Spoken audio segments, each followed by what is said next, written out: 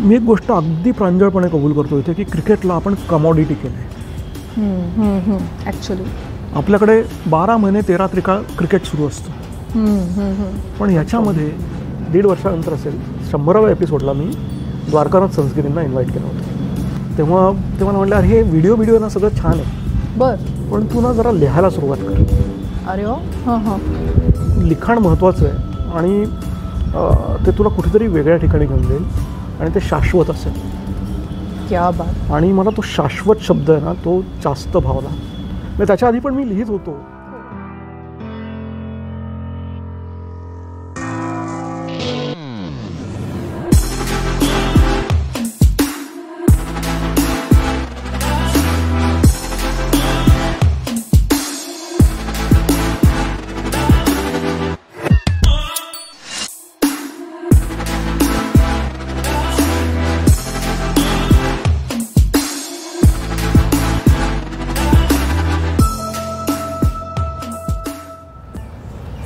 हून अधिक एपिसोड्स आपल्या चॅनलवर आहेत, पण ह्या प्रकारचा इंटरव्ह्यू घेण्याची माझी पहिलीच वेळ आहे. त्यामुळे मी थोडी प्रिपरेशन जास्त केलेली आहे असं म्हणायला हरकत नाही. आपल्या गेस्टना आज मी गुगली बॉल टाकणार आहे. लेट्स सी आउट होत आहेत, बोल्ड होत आहेत का सिक्सर मारत आहेत. Kaustubh Chate, welcome to the show. Hello hello, कशी आहेस? मस्त कौस्तुभ. मॅचच्या प्री ओपनिंग सारखा थोडा फील येतोय मला की आज हवा कशी आहे. आकाश में काले बादल छाए हुए. बॅटिंग पिच आहे का बॉलिंग पिच आहे, टॉस कोण जिंकणार आहे. सगळ्यात आधी त्याचं खूप खूप अभिनंदन. आज क्रिक कथा हे त्याचं मॅगझिन आहे, त्याचा आज 5वा अंक पब्लिश झालेला आहे. आपण जस्ट दाखवूया अंक. अगदी. हा क्रिक कथाचा 2025चा दिवाळी अंक आहे. जो नुकताच प्रकाशित झाला आहे आणि मीनं आत्ता जसं म्हणायचं हे अंकाचं 5वं वर्ष आहे. गेली 5 वर्ष फक्त क्रिकेटवरती दिवाळी अंक करतो आहे मी आणि आज एक छोटासा का होईना माइलस्टोन गाठला आहे, त्याचा आनंद नक्की आहे. क्या बात. छोटा म्हणू नकोस, खरंच ही मोठी अचिव्हमेंट आहे. आणि हे युनिक कन्सेप्ट जी आहे क्रिक कथा, क्रिकेटवरचा पूर्ण डेडिकेटेड क्रिकेटवरती जो अंक त्यांनी काढलेला आहे, याचं मागच्या वर्षीसुद्धा आपल्या चॅनलवर आपण परीक्षण केलं होतं. लहानपणी मला आठवतं की पेपरमधली कात्रणं आपण कापून वह्यांमध्ये लावून ठेवायचो आणि जसं मोठे होतं तसं ह्या गोष्टी काळाच्या ओघात कमी होत जातात. आणि आता इंटरनेटवरती सगळं बघण्याची, स्क्रोल करण्याच्या ह्याच्यामध्ये असा अंक आपल्याजवळ असणं हे खूप महत्त्वाचं आहे. माझ्यासाठी हे क्रिकेटचं असं पुस्तक आहे जे एक स्लॅम बुक असेल, ज्याच्यामध्ये चित्र आहेत, लेख आहेत आणि टोटली डेडिकेटेड टू क्रिकेट आहे. ऑल क्रिकेट लवर्स, आपण आज कौस्तुभची जर्नी ऐकून IT मधून पॅशनपर्यंत कसा प्रवास झाला. जर्नी वगैरे म्हणणं इतका मी नक्की मोठा नाही आहे, पण क्रिकेट वेडा म्हणू शकता तुम्ही. कारण मी क्रिकेट जगतो. मी क्रिकेट खेळलो आहे, थोडंफार बघतो तर आपण सगळेच. पण गेली काही वर्ष माझं क्रिकेटवरती लिखाण खूप सुरू आहे. क्या बात. म्हणजे मला बरंच काय लिहायला आवडतं. मग ते मॅच रिव्ह्यूज असतील, कुठल्या प्लेअरबद्दल असेल, एखाद्या टूरबद्दल असेल, हिस्ट्रीतलं काहीतरी असेल. आणि त्यातनंच जन्म झाला हा क्रिक कथाचा. तू जसं म्हणालीस तसं मी सॉफ्टवेअर क्षेत्रात काम करतो अजूनही मी कन्सल्टिंग करतो. ते कुठेतरी शिफ्ट झालं आहे. हे माझं फोकस क्रिकेट कंटेंटकडे जरा गेल्या काही वर्षांमध्ये जास्त झालेलं आहे, हे तितकंच खरं. सो याचा प्रवास कसा सुरू झाला तर आपल्या लॉकडाऊनच्या पिरियडमध्ये 2020च्या आसपास जेव्हा लॉकडाऊन लागलं त्याच पिरियडमध्ये सगळेच घरात बसून होतो आपण. खरं. आणि मग ते व्हिडिओज वेगवेगळे करण्याची स्पर्धा लागली. नक्कीच. मग मलाही त्यात उडी मारायची होती, पण काय करायचं. मला असं लक्षात आलं की अरे आपण वेगवेगळे जर किस्से क्रिकेटवरचे काढले तर एक 15-20 किस्से माझ्याकडे होते. म्हटलं चला इथनं सुरू करूया. म्हणून मी एक क्रिकेटस्य कथा रमना नावाचा एक व्हिडिओ ब्लॉग सुरू केला. ज्याच्यामध्ये मी फक्त क्रिकेटच्या गोष्टी सांगत होतो. काही मैदानावरच्या असतील, काही मैदानाबाहेरच्या असतील. आणि ते 15-20 करू असं म्हणता 1 वर्षामध्ये मी साधारण 125 एपिसोड्स केले त्याचे. माय गुडनेस. आणि मग ते करत होतो. मग थोडीशी चटक पण लागली की हो, हो. कॅमेरा काढायचा आणि त्याच्यासमोर बसायचं आणि काहीतरी गोष्ट सांगायची. बरं. आणि मग साधारण 1.5 वर्षानंतर असेल 100व्या एपिसोडला मी द्वारकानाथ संस्गिरींना इन्व्हाइट केलं होतं. अरे वा. आणि त्यांच्याबरोबर गप्पा मारल्या. पण संस्गिरींची माझी आधीपासूनची ओळख होती. हो. आणि ते माझे व्हिडिओज बघायचे कधी आर्टिकल्स बघायचे त्यांच्या प्रतिक्रिया यायच्या त्याच्यात मजा होती, मला आनंद होता. मग त्या 100व्या एपिसोडला मी गप्पा मारल्या आणि त्यावेळेला ते ऑफलाईन कॅमेरा बंद झाल्यानंतर आम्ही जेव्हा बोलत होतो तेव्हा ते मला म्हटलं, अरे हे व्हिडिओ ना सगळं छान आहे, बरं, पण तू ना जरा लिहायला सुरुवात कर. अरे वा. हां हां. लिखाण महत्त्वाचं आहे आणि ते तुला कुठेतरी वेगळ्या ठिकाणी घेऊन जाईल आणि ते शाश्वत असेल. क्या बात. आणि मला तो शाश्वत शब्द आहे ना तो जास्त भावला. म्हणजे त्याच्या आधी पण मी लिहित होतो, पण त्याला असं स्ट्रक्चर्ड काही नव्हतं. बरोबर. हां हां. दुसरी एक गोष्ट मला लक्षात आली अशी की आपण व्हिडिओज करतो, म्हणजे आता करतो, रील्स करतो, आता पॉडकास्ट करतो, सगळं करतो आपण. पण ह्याच्यातलं काही चुकलं ना तर आपण एका क्षणार्धात ते डिलीट करू शकतो. Okay okay. हां हां. जेव्हा मी हे लिहितो तेव्हा त्याची माझी जबाबदारी येते की हे लिहिलेलं आहे, याला जबाबदार मी आहे. खरं आहे. म्हणून ते शाश्वत आहे. खरं आहे. किती डीप आहे हे मिनिंग. हो, म्हणजे याचा विचार केल्यानंतर मला लक्षात आलं. आणि मग त्या वर्षी काय करूयात नवीन वेगळं, तर क्रिक कथाची सुरुवात झाली 2021 साली. मस्त. मग मी आणि माझा मित्र अतुल गद्रे आम्ही दोघांनी मिळून आणि सामप्रसाद कोवळेकर म्हणून आमचा आणखी एक तिसरा मित्र आम्हाला जॉईन झाला. आम्ही तिघांनी मिळून क्रिक कथाची सुरुवात केली. क्या बात. आणि पहिलं वर्ष हे डिजिटल अंकाचं होतं. आम्ही डिजिटल अंक केला. हो. सॉफ्टवेअर बॅकग्राऊंडमधून आलेले, त्यामुळे अरे हे काय करायचं, असं आहे डिजिटल होईल मस्त वगैरे. ई अंक त्याचं प्रकाशन झालं. आणि त्याच दिवशी संध्याकाळी मी असं ठरवलं की नाही, ई अंक नाही, ते त्याचं मासिक करण्यात, ते पुस्तक वाचण्यात जी मजा आहे, हातात घेऊन तो जो फील आहे ना, नक्कीच तो वेगळा आहे. नक्कीच. आणि मग त्याच्यानंतरचा प्रत्येक अंक हा प्रिंट आणि डिजिटल अशा दोन्ही माध्यमातून येतो. अरे वा. 2021 पासून ही जर्नी सुरू झाली. हे 5वं वर्ष आहे मी म्हटलं त्याप्रमाणे. आणि हा अंक जवळजवळ, म्हणजे मागच्या वर्षीचा अंक, I am glad to tell की मागच्या वर्षीचा अंक जवळजवळ 33 देशांमध्ये मी पोहोचवू शकलो. कमाल.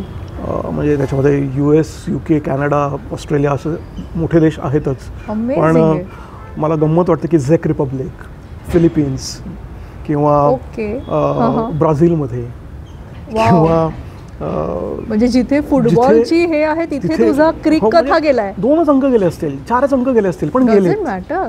मला त्याचा आनंद जास्त आहे. क्या बात आहे. म्हणजे आत्ता मागच्या वर्षीचा अंक आत्ता माझ्या एका जवळच्या मित्रांनी हाँगकाँग आणि फिलिपिन्सला तो गेला होता. ऑगस्ट महिन्यात तो घेऊन गेला होता. क्या बात. पण मला आनंद याचा होता की त्या देशातल्या मराठी माणसापर्यंत माझा अंक पोहोचला.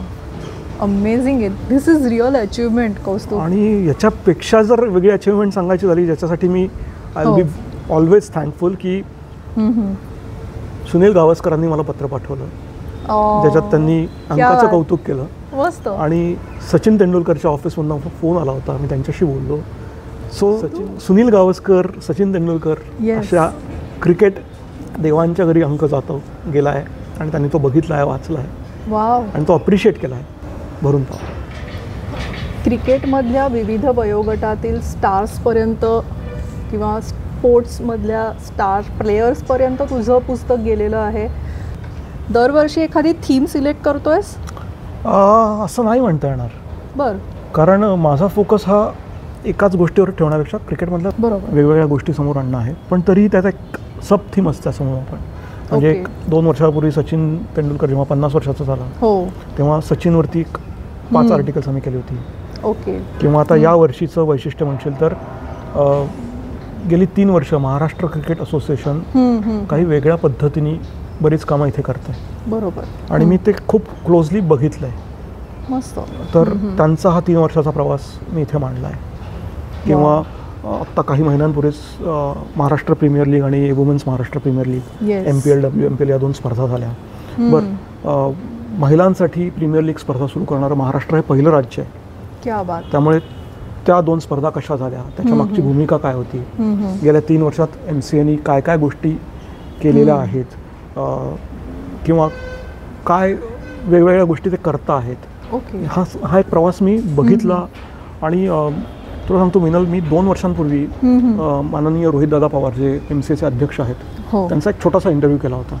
अरे जेव्हा ते जस्ट निवडून आले होते, MCAचे अध्यक्ष झाले होते. मला आता 3 वर्षानंतर ते सर्कल पूर्ण झाल्यासारखं वाटतं.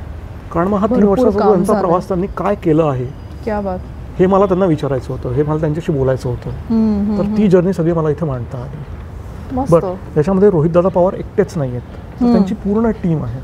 बरोबर. एक लक्षात ठेवा, क्रिकेट हा टीम गेम आहे. Yes yes. सो ही टीम खूप महत्त्वाची असते. खरं. सो इथे MCAची जी पूर्ण टीम आहे, मला त्यांच्याबरोबर इंटरॅक्ट करून त्यांनी काय केलं आहे किंवा त्यांना अजून काय करायचं आहे, बरोबर, हे मला त्यांच्याबरोबर डिस्कस करता आलं. मला तो प्रवास इथे मांडता आला. मस्त. आणि मी जसं आधी म्हटलं त्याप्रमाणे MPL WMPL तर आहेतच, पण त्याही पलीकडे जाऊन बऱ्याच गोष्टी मी इथे मांडल्यात यावर्षीच्या अंकामध्ये. म्हणजे यावर्षीचे रणजी चॅम्पियन्स होते विदर्भाची टीम. तर मला सांगायला आनंद वाटेल की मी स्वतः नागपूरला जाऊन त्या मुलांबरोबर गप्पा मारून त्यांची ती जर्नी समजून घेऊन त्याचं एक छान आर्टिकल मी इथे केलं आहे. आणि ट्रस्ट मी, ही मुलं लवकरात लवकर इंडियन टीममध्ये आली तर सगळ्यात जास्त आनंद मला झाला असेल. सो नवीन फळी तयार होतीये, त्यांच्याशी बोलता आलं मला. वानखेडे स्टेडियमला यावर्षी 50 वर्ष पूर्ण झाली. अरे वा. तर त्याचा प्रवास, वानखेडे स्टेडियम उभं करण्यामागची कारणं काय होती, हो हो हो, त्याच्या वानखेडे स्टेडियमवरच्या पहिल्याच टेस्ट मॅचला काय घडलं होतं, मगाशी तू सांगत होतास. हा जो प्रवास आहे ना, हा मांडलाय विलास गोडबोले सरांनी. ओके. बरं, विलास गोडबोले सरांचं वय आहे 88. अमेझिंग. आणि एकदम फिट, एकदम मस्त माणूस आहे. आणि त्यांनी तो प्रवास खूप जवळनं बघितला आहे. कारण त्या बांधकामाच्या ह्याच्यामध्ये त्यांचा सहभाग होता आणि he is the only living person. Correct. So Mumbai cricket असोसिएशनचे ते सभासद होते. Cricket association. आणि ज्यावेळेला स्टेडियम बांधलं गेलं तेव्हा त्यातले सगळ्यात तरुण सभासद ते होते. ओके. आणि आत्ता बाकी कोणी हयातीत नाही, ते एकटेच आहेत की जे त्या टीममधले होते. तो प्रवास त्यांनी काही वर्षांपूर्वी त्यांच्या एका पुस्तकात लिहिला होता. अरे वा. तर तोच उतारा एक्स्ट्रॅक्ट करून आम्ही इथे मांडला आहे. कमाल. कारण वानखेडे स्टेडियमला 50 वर्ष पूर्ण झाले, हे खूप मोठं सेलिब्रेशन आहे. नक्कीच. काही महिन्यांपूर्वी त्याच्यावरती तिथे छान कार्यक्रम पण झाले काही. अरे वा. तर ते बांधण्याच्या मागची भूमिका काय होती, कुठल्या अडचणी आल्या, हा सगळा तो प्रवास आहे. ते इंग्लंड टूर आपली खूप छान झाली, जिथे आपण टेस्ट सिरीज ड्रॉ केली. डेफिनेटली ती स्टोरी आली. आणि आणखीन एक महत्त्वाचं आर्टिकल म्हणजे, तुला माहिती आहे जपानमध्ये क्रिकेट खेळलं जातं. ओके. इंटरेस्टिंग आहे. आणि जपानमध्ये चांगल्या दर्जाचं क्रिकेट खेळलं जातं. Of course don't compare it with India और ऑस्ट्रेलिया किंवा आणखीन कुठल्या देशासाठी. खूप नवीन डेव्हलपिंग नेशन आहे. आणि तिथल्या क्रिकेटमध्ये जसा ऑस्ट्रेलियन्सचा सहभाग आहे, जसा श्रीलंकनचा सहभाग आहे, तसाच इंडियन लोकांचाही सहभाग आहे. आणि मराठी माणसं सुद्धा आहेत. अरे वा. हे न्यूज आहे. आणि प्लस लोकल जपानी लोकांनाही क्रिकेटनी काइंड ऑफ वेड लावलेलं आहे. तेही खूप चांगल्या प्रमाणात खेळतात. छान. त्यांना वर यायला बरीच वर्ष जातील, मी आत्ताच सांगतो. प्लीज त्याच्यावरनं ट्रोल करू नका. पण तो एक खूप इंटरेस्टिंग जर्नी आहे. अरे वा. तिथे क्रिकेट कसं खेळलं जातं, किंवा तिथे काय क्लब्स आहेत, नॅशनल टुर्नामेंट्स काय होतात, हा सगळा प्रवास आपल्या या लेखामध्ये आलेला आहे. असे वेगवेगळे विषय आहेत. आम्ही मगाशी पुस्तकाचं थोडंसं मी बघत होते, पुस्तक लेख कुणाचे आहेत, तर त्यांनी अनुक्रमणिकेमध्ये असे सेक्शन्स आपण जे करतो त्यांची नावं पण इतकी इंटरेस्टिंग दिलेली आहेत. सो याचं क्रेडिट आहे ना अतुलचं आहे, आमच्या अतुल गद्रे. सो जेव्हा आम्ही पहिल्याच वर्षी जेव्हा ते आर्टिकल सगळी कोलॅबरेट करून सगळं ते कलेक्ट करून आम्ही करत होतो, तेव्हा असं आमच्या लक्षात आलं की हे क्रिकेटच्या खेळाप्रमाणे आपण या मॅगझिनला ट्रीट केलं पाहिजे. येस. मग क्रिकेटच्या खेळात पहिलं काय होतं, सगळ्यात पहिल्यांदा टॉस होतो. मग टॉस झाल्यानंतर एक टीम बॅटिंगला येते, मग त्यांच्या स्लॉग ओव्हर्स असतात, पॉवर प्ले असतो, मग मिडल ओव्हर्स येतात, मग स्लॉग ओव्हर्स येतात. असा सगळ्या वेगवेगळ्या गोष्टी तिथे घडत असतात. त्याप्रमाणे ही सेक्शन्स आहेत आणि त्या रिलेटेड ती आर्टिकल्स त्या सेक्शनमध्ये टाकण्याचा आम्ही प्रयत्न करतो. उदाहरण देतो तुला. जेव्हा आपण टॉस म्हणतो तेव्हा ते मॅचच्या आधीची गोष्ट असते. बरोबर. मग क्रिकेटचा सामना जेव्हा असतो किंवा क्रिकेट खेळ म्हणतो तेव्हा खेळाडूच्या पलीकडे पण अनेक लोक असतात की जे खेळाशी निगडीत असतात. मग त्या लोकांबद्दल आम्ही टॉसमध्ये बोलतो. Very nice, very thoughtful. हा थोडासा विचार आम्ही पहिल्या वर्षीपासून करत आलो. मग त्याच्यामध्ये कधी कॉमेंटेटर येतो, कधी पिच क्युरेटर येतो, कधी कोच येतो किंवा आणखीन काही मंडळी येतात. आता या वर्षीच्या टॉस सेक्शनमध्ये स्ट्रेंथ अँड कंडिशनिंग कोच हा काय करतो, क्रिकेटमध्ये त्याची काय भूमिका असते. बरं, इथे एका स्ट्रेंथ अँड कंडिशनिंग कोच कपलबद्दल मी बोलतोय. अमेझिंग आहे, दिस इज अमेझिंग. जे कपल जे क्रिकेटमध्ये काम, ऑफकोर्स बाकी खेळांमध्येही ते काम करतं, पण क्रिकेटमध्येही ते काम करतात.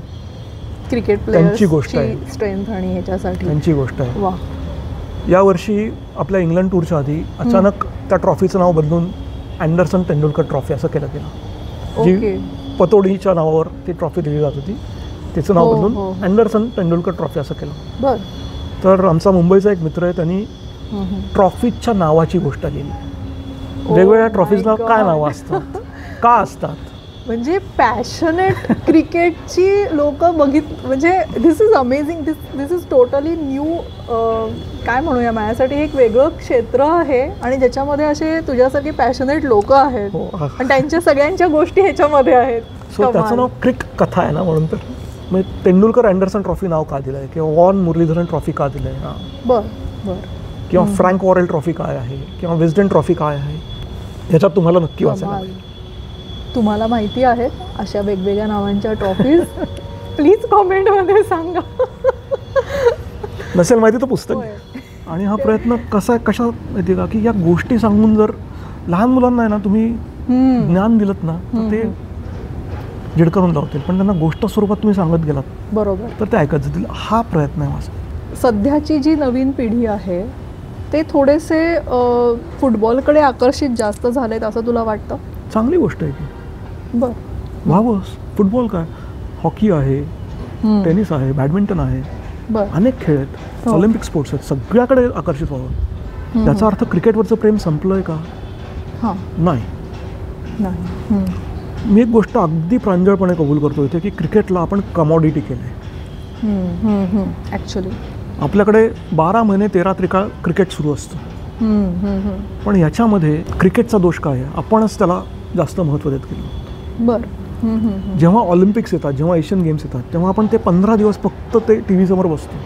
मग आपल्याला नीरज चोप्रा आठवतो, मग आपल्याला सिंधू आठवते, मग आपल्याला बाकी खेळाडू आठवतात. तसं नाही आहे ना ते. त्यांना आपण तेवढंच महत्त्व दिलं गेलं पाहिजे. म्हणजे मी जेव्हा पहिला अंक प्रकाशित झाला ना, त्याच्यानंतर मला एकाने असं विचारलं होतं, हे क्रिकेटच्याच कथा का तू सांगतोस, इतर खेळांच्या का नाही सांगत असतो. मला हे आवडेल करायला. मला नक्की आवडेल. बाय द वे, मी स्वतः हॉकी खेळलेलो आहे. अमेझिंग. मी हॉकी खेळतो. मी कॉलेजमध्ये असताना हॉकी खेळायचो. ओके, पण इंटरेस्टिंग. क्रिकेटवर प्रेम पहिल्यापासून. क्रिकेट प्रेमी खूप आहेत.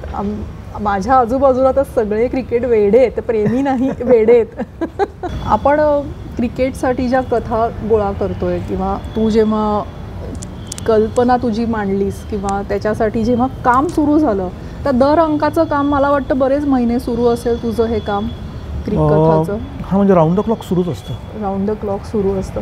तर एखाद्या काही आठवणी सांगशील की लेखकांबरोबर तुझी अटॅचमेंट असेल, किंवा ज्या ज्या खेळाडूंबद्दल तू लिहिलंस त्यांनी तुला अभिप्राय दिले असतील. मगाशी ऑफ द माईक तू संजय मोनेंबद्दल मला सांगत होतास, मला ऐकायला आवडेल. आठवणी ना, प्रत्येक लेखाची आठवण आहे काहीतरी. मग तो मी लिहिला असेल किंवा आणखीन कोणी लिहिला असेल, किंवा मी कुणाला लिहिण्यासाठी विनंती केली असेल, प्रत्येक लेखाची आठवण आहे. काही आठवणी सांगतो. म्हणजे मी आत्ता विदर्भ क्रिकेटचा उल्लेख केला, मला ते खूप भावलं, कारण मी त्याच्यासाठी खूप म्हणजे मला त्या मुलांबरोबर गप्पा मारायच्याच होत्या आणि मला ती स्टोरी आणायचीच होती. त्यामुळे विदर्भ क्रिकेटची ती स्टोरी आहे. किंवा आणखीन तुला गंमत सांगायची ना, जेव्हा आत्ता तरी मला 4 लोक ओळखतात, पण जेव्हा पहिल्या वर्षी काम सुरू केलं तेव्हा कोणीच ओळखत नव्हतं ग. आणि कुणाला कनेक्ट करायचं, कुणाला जे काय थोडीफार मित्रमंडळी होती त्यांच्याशी बोलत होतो, आणि मग हा माणूस त्याला कनेक्ट करतो, तो माणूस त्याला कनेक्ट करतोय, अशी ती जर्नी सुरू झाली. असंच कनेक्ट करत करत मला एकाने कनेक्ट केलं हेमंत केंकरेंबरोबर. सो मी हेमंत केंकरेंचं नाव ऐकून होतो फक्त थोडंफार, कधी भेटलो नव्हतो, काही नाही. ओके. तर मी फोन केला त्यांना आणि मी विचारलं त्यांना, म्हटलं सर असं असं करतोय तर तुम्हाला लिहायला आवडेल का? बर. तर हो करूयात आपण वगैरे, छान. मग काय विषय, मी त्यांना काहीतरी विषय दिला आणि परत मी म्हटलं तसं ते लॉकडाऊनचे दिवस होते त्यावेळेचे आणि असंच वॉक करत असताना मी कधीतरी त्यांना फोन केला. आम्ही फोनवर बोलत होतो आणि त्या फोनवर मला त्यांनी सांगितलं की सुनील गावस्कर हा माझा सख्खा मामेभाऊ. अरे वा. आणि मी असा शॉक्ड होतो कारण मला हे माहीत नव्हतं. हो ना. आणि म्हटलं सर मग आता तुम्ही गावस्करांबद्दलच लिहिणं मला अपेक्षित आहे. बरं. आणि तेव्हा मला म्हटले की अरे मी ना दादाबद्दल तसं खूप लिहिलं आहे रे आणि असं म्हटलं सर व्हॉट एव्हर, मला आर्टिकल हवं आहे. हो. आणि ते ठीक आहे म्हणले. आणि ही आमची संध्याकाळी 7-7:30ची वेळ आणि यू नॉट बिलीव्ह मी रात्री 12:30 वाजता माझ्या इनबॉक्समध्ये आर्टिकल आलेलं होतं त्यांचं. कमाल. म्हणजे हे आशीर्वाद असतात किंवा 3 वर्षांपूर्वी प्रेम असतं आणि विषयावरचं तुझ्यावरचं. 3 वर्षांपूर्वी मी जेव्हा सचिनबद्दलची 5 आर्टिकल्स मला करायची होती, ओके, तेव्हा मी रिक्वेस्ट केली ती नितीन तेंडुलकरांना, सचिनचे मोठे भाऊ. अरे वा. आणि त्यांनी मला ऑफकोर्स त्याच्यानंतर आमचे 3-4 वेळा फोन झाले आणि मी लिहितो वगैरे सगळं झालं. बरोबर. त्यांनी मला आर्टिकल दिलं. आता आपल्या आजच्या या जमान्यामध्ये आपण आर्टिकल करतो म्हणजे काय, लॅपटॉपवर आर्टिकल करतो म्हणते ईमेलनी पाठवून देतो. बरोबर. हो. मला नितीन तेंडुलकर सरांनी 8 फुलस्केप्स लिहिलेला हँड रिटन आर्टिकल पाठवलं. वाव. Original genuine article. कमाल. आणि हे मी जपून ठेवलं. कधी पण ही खूप मोठा ठेवा आहे माझ्यासाठी. आम्हाला ऐकताना पण इतकं छान वाटतंय की आजकालच्या जमान्यात हँडरायटिंग गोष्ट खरंय. पण नितीन तेंडुलकरांनी माझ्यासाठी तेवढे कष्ट घेतले आणि हँड रिटन मला ते पाठवलं. That means a lot. Definitely. किंवा तू आत्ता उल्लेख केला संजय मोनेंचा. संजय मोने आणि अतुल परचुरे ही 2 महान ॲक्टर्स. नक्कीच. म्हणजे केवळ अप्रतिम ॲक्टर्स ते आहेत. आणि ह्यांची मैत्री माझी क्रिक कथामुळे झालेली आहे. अरे वा. मी क्रिक कथाच्या आधी त्यांना ओळखत नव्हतो. म्हणजे मी ऑफकोर्स ओळखत होतो पण आमची दोस्ती त्याच्यानंतरची झाली. आणि पहिल्या अंकापासून हे दोघं असतील किंवा विजय केंकरे असतील किंवा आणखीनही आहेत काही मंडळी की यांनी इतक्या छान पद्धतीने सपोर्ट केला आहे. मोने सर दरवर्षी स्वतःहून एक आर्टिकल पाठवतात, काय लिहू विचारतात. क्या बात. सर अमुक दिवशी प्रकाशन करणार आहे, मी येतोय, मी आहे त्या दिवशी. सर माझ्या प्रत्येक अंकाच्या प्रकाशनाला स्वतः उपस्थित होते. Very nice. हा आशीर्वाद असतो. क्या बात. मागच्या वर्षी प्रकाशन होतं त्याच्यात 4 दिवस आधी अतुल गेला. आणि अतुलच्या बाबतीत मी खूप माझ्या खूप जवळचा होता आणि फक्त ही आमची 3-3.5 वर्षांची मैत्री क्रिकेटमुळे झालेली. पण मला ते खूप फील झालं. अतुलवर मला काहीतरी लिहायचं होतं तर अतुलवरती मी एक या अंकामध्ये लेख लिहिला आहे.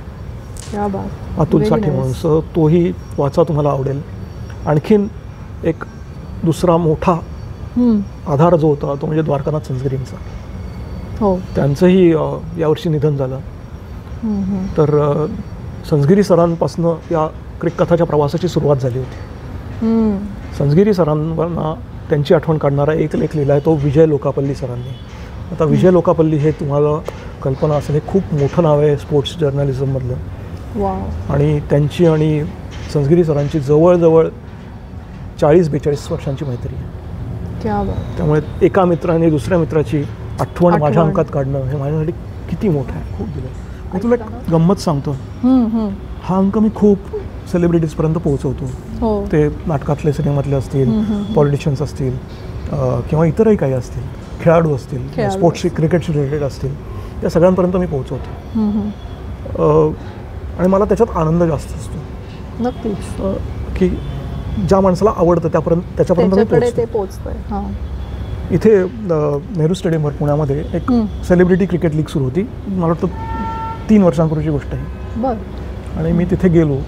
अनेक मंडळींना मी तिथे अंक दिला. त्याच्यात संजय नार्वेकर होते.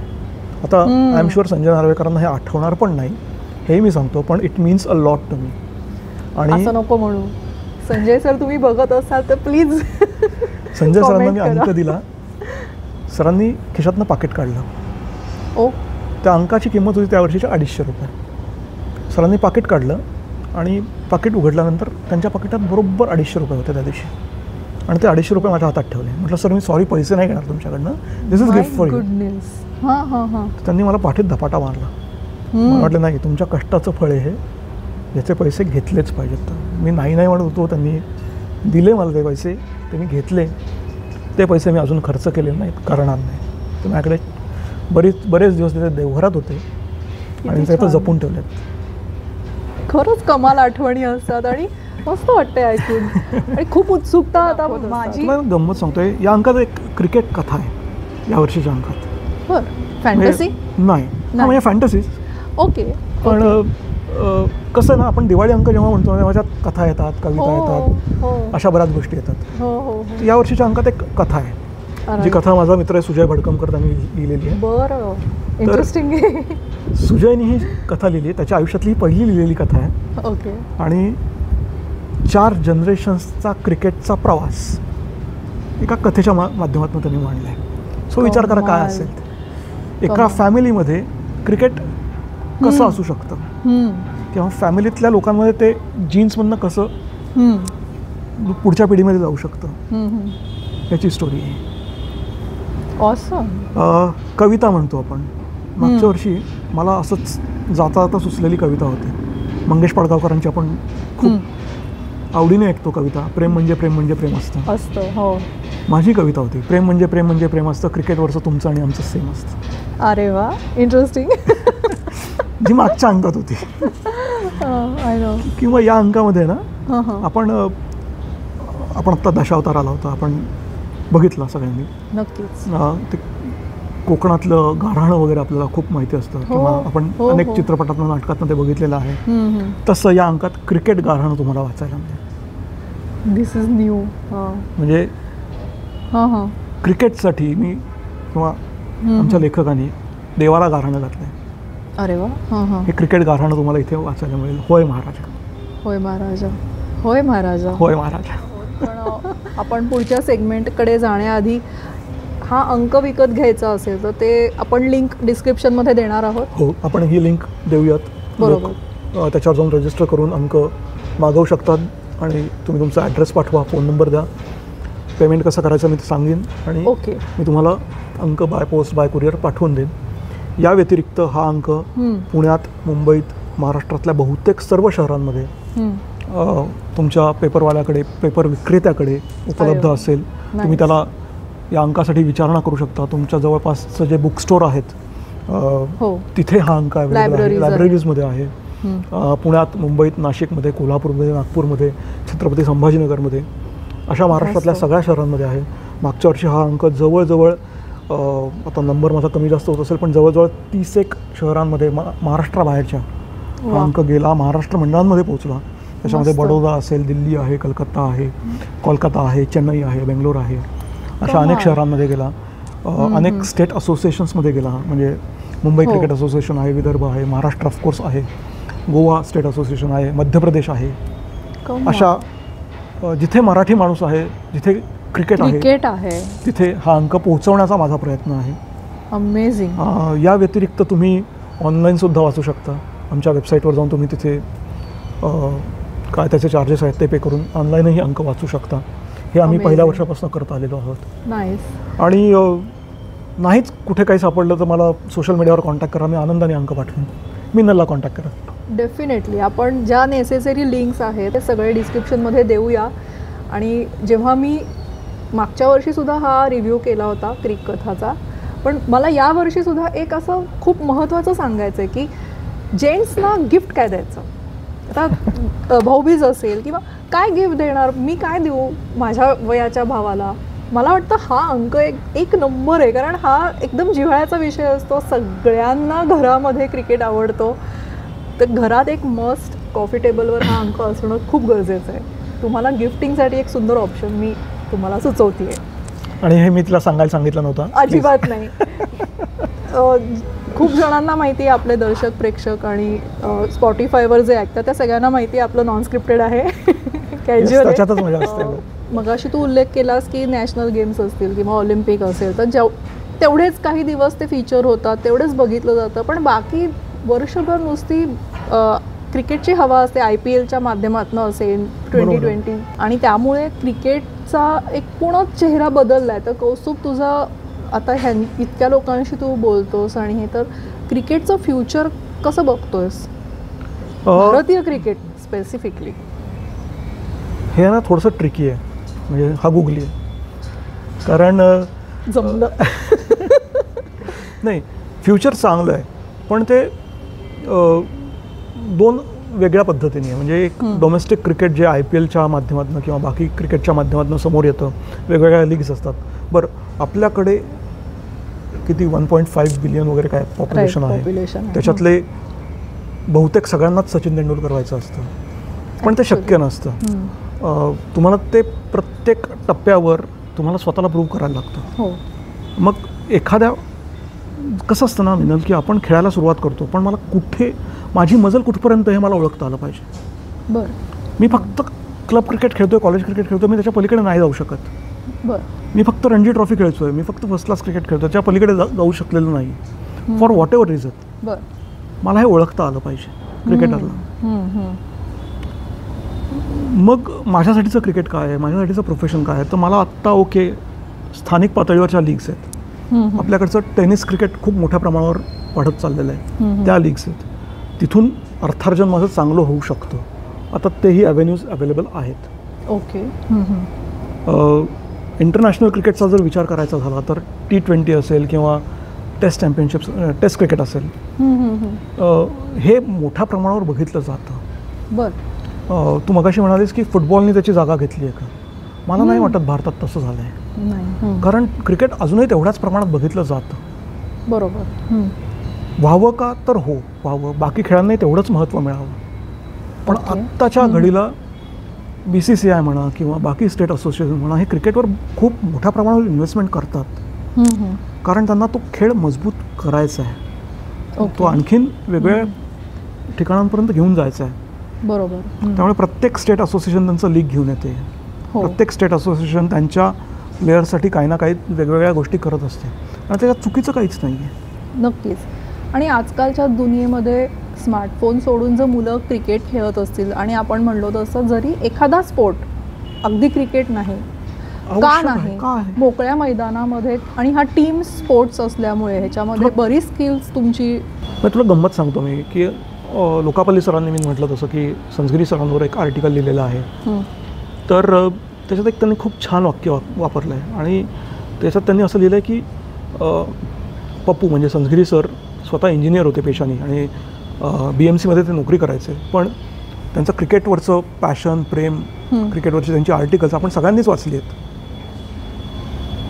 हे क्रिकेट पप्पूच्या प्रोफेशनचा भाग नव्हता, तर त्याच्या आयुष्याचा तो भाग होता, ती त्याची जीवनशैली होती. पुढच्या सेक्शनकडे जाऊया, रॅपिड फायर करूया. ॲब्सोल्युटली.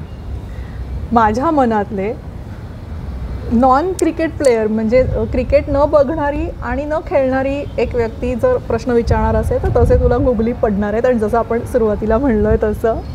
आउट करू नकोस. टेस्ट का IPL? टेस्ट. सचिन का विराट? सचिन. कुंबळे, वॉर्न, मुरली? ठीक आहे. अशी उत्तरं देतात लोक. बरं, ठीक आहे. मैदानावर वॉर्न, मैदानाबाहेर कुंबळे आणि Murali. Given a chance few years back, किंवा तुला जर करिअर चूज करायला आत्ता सांगितलं, तर तुला स्पोर्ट्समध्ये ॲक्च्युली ग्राउंडवर खेळायला आवडेल क्रिकेट, का तुला स्पोर्ट्स रिपोर्टर किंवा कॉमेंटेटर व्हायला आवडेल? मला मैदानावर काहीतरी काम करायला आवडेल, आयदर ते कॉमेंटेटर असेल, जर्नलिस्ट असेल, किंवा लिखाण करायचं असेल.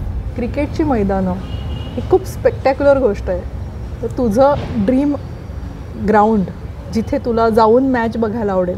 बघितली आहे मी, Melbourne cricket ground. Okay, already fulfilled. हां, म्हणजे विश लिस्टमध्ये ते काय असतं ना, हो, त्याच्यातली बकेट लिस्टमधली ती टिक झालेली आहे.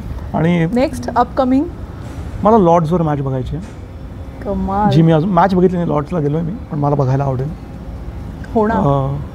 मला धर्मशालाला मॅच बघायची आहे, जी मी अजून गेलो नाही, कारण ते ग्राउंड खूप सुंदर आहे. मी ऑफकोर्स वानखेड्यावर मॅच बघितली आहे, गहुंजे मैदानावर बघितली आहे, बेंगलोरला बघितली आहे, वाव, सिडनी क्रिकेट ग्राउंडवर बघायची आहे मला.